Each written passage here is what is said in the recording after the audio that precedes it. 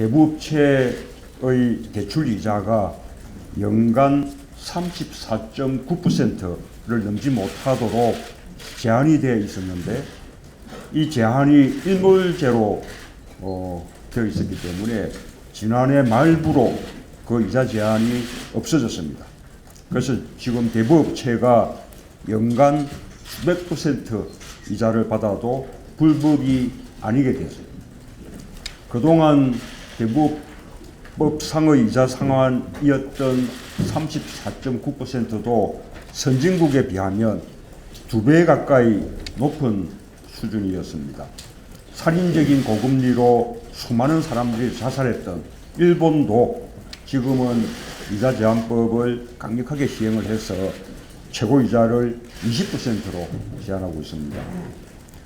우리 당은 그동안 지속적으로 대부업의 이자 제한을 선진국 수준으로 낮출 것을 주장해 왔습니다. 그런 노력 끝에 대부업의 이자 제한을 우리 당의 제안대로 연간 27.5%로 기존보다 7% 낮추는 것으로 정무위 소위에서, 법안 소위에서 합의를 했었습니다. 그런데 작년 말에 여당은 상임위에서 대부업법 개정안을 처리해 주지 않았습니다. 일몰 시한이 도래한 법안과 무쟁점 법안이라도 처리하자라는 우리 당 요구, 우리 김기식 간사가 열심히 요구를 했지만 새누리당은 다른 법안과 연계하는 그 전술 때문에 거절을 했습니다. 그 때문에 서민들이 살인적인 고금리에 지금 노출되게 되었습니다. 현재 대부업체를 이용하는 서민들 수가 260만 명이 넘습니다. 이분들은 은행은 물론이고 제2금융권조차 이용하지 못하는 그런 어려운 분들입니다. 이분들은 그래도 올해부터 이자가 대폭 낮아질 것으로 기대를 하고 있다가 거꾸로 지금 이자가 마구 올라가게 됐다는 소식에 지금 어찌할 바를 모르고 있습니다. 여야가 서로 책임을 미룰 그런 시간적인 여유가 없습니다. 당장 오늘이라도 처리해야 합니다. 여야가 합의한 대로 대부업법을 통과시켜서 대부업체를 이용하는 서민금융 소비자들을 구제해 주어야 합니다. 우리 당은 모든 수단을 동원해서 살인적인 고금리 대출을 막겠습니다. 민생 중에서 가장 시급한 이 대부업법 입법 공백 사태는 새누리당이 100% 책임을 져야 할 사안입니다. 제가 속해 있는 안행에서도 일몰이 돌아오는 지방세 감면법에 대해서는 아무리 이견이 크다 할지라도 여야 간사 간의 조정 합의를 통해서 통과시키곤 했습니다. 27.9%로 합의를 해놓고 이런 핑계 저런 핑계를 대고 이 법을 통과시키지 않은 것은 집권 여당임을 포기하는 매우 무책임한 일입니다. 안행에서도 진박 간별사라는 조원진 수석 부대표의 회방으로 안행에서 무쟁점으로 시급하게 처리할 44개 법안이 지난 수요일날 무산되었습니다. 박근혜 대통령께 요청합니다. 조원진 의원에게 제발 좀 자중하고 일 좀 하라고 전화 한 통 하시기 바랍니다. 예, 정무위 간사 김기식 의원입니다. 많은 분들이 아시겠습니다만 저희 당은 19대 국회가 열리고 나서부터 서민들의 가계부채 부담을 줄이기 위해서 대부업법의 최고금리 인하를 위해서 지속적으로 노력해 왔습니다. 이 대부업법의 최고금리는 대부업체에게만 적용되는 것이 아니고 제2금융권 전체에게 적용되는 것이기 때문에 대부업법의 최고금리가 인하되게 되면 대부업체의 살인적인 고금리뿐만 아니라 지금도 고금리를 받고 있는 카드론 등 제2금융권 전체의 이자 부담을 낮출 수 있습니다. 그런 지속적인 노력 끝에 2013년 말에 당시 39%였던 대부업체 최고금리를 34.9%로 저희 당의 노력으로 1차 인하시킨 바 있고 19대 국회가 끝나기 전에 추가 인하를 위해서 2년 시한을 두고 일몰을 연장한 뒤에 작년 연말에 추가 인하를 하도록 그렇게 조치를 취한 바 있습니다.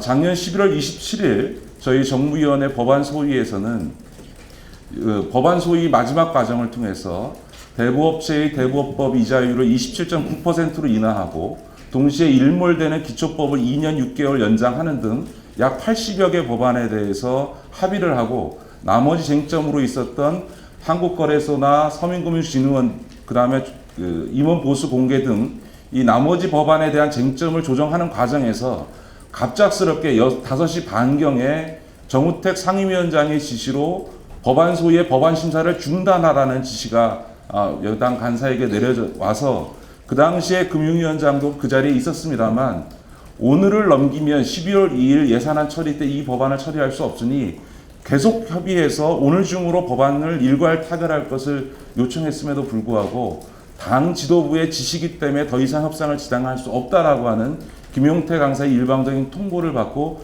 법안 심사가 중단된 바 있습니다.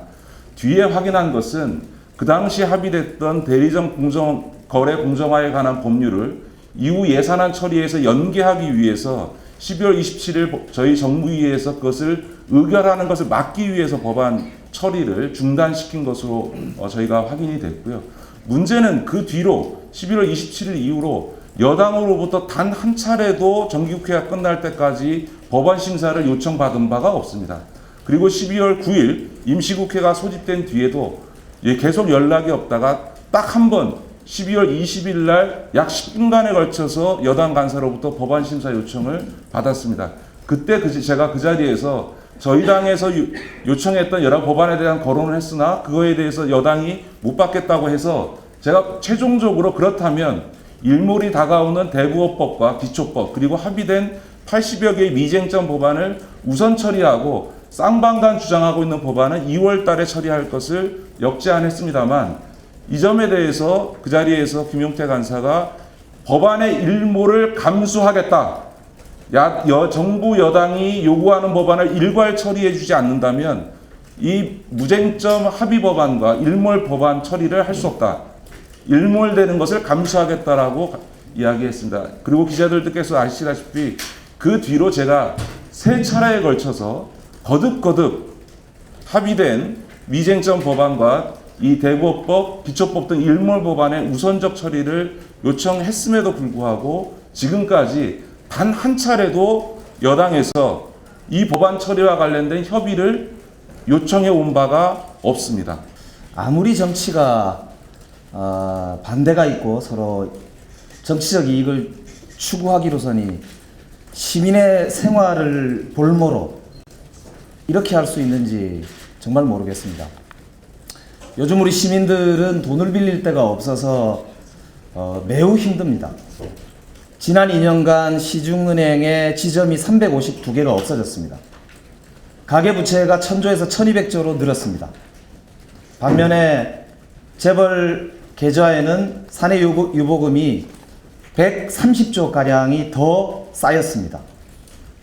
정부가 재벌 대기업 편향 정책을 쓴 결과 서민 생활은 갈수록 피폐해지고 있고 서민들은 돈 빌릴 데가 없는 극한의 상황으로 몰리고 있습니다. 이런 상황임에도 불구하고 시민들이 돈을 합법적으로 빌릴 수 있는 제도가 없어졌는데도 그걸 볼모로 해서 자신들의 정치적 이익을 추구한다는 이 상황을 보면서 도대체 공직자로서 이런 일이 있을 수 있는가 분개하지 않을 수 없습니다. 정부는 그리고 여당은 조속히 입법에 나서길 강력히 촉구합니다. 더불어서 자치구청장으로서 취하고 있는 몇 가지 조치에 대해서 말씀 올리겠습니다. 대부업법 관리에 따라서 서울시가 저희들에게 관리권을 위임을 했기 때문에 거기에 따라 저희들이 성북구 관내에 있는 55개 대부업체에 대해서 우선 유선상으로 전화상으로는 협조 요청을 다 했습니다.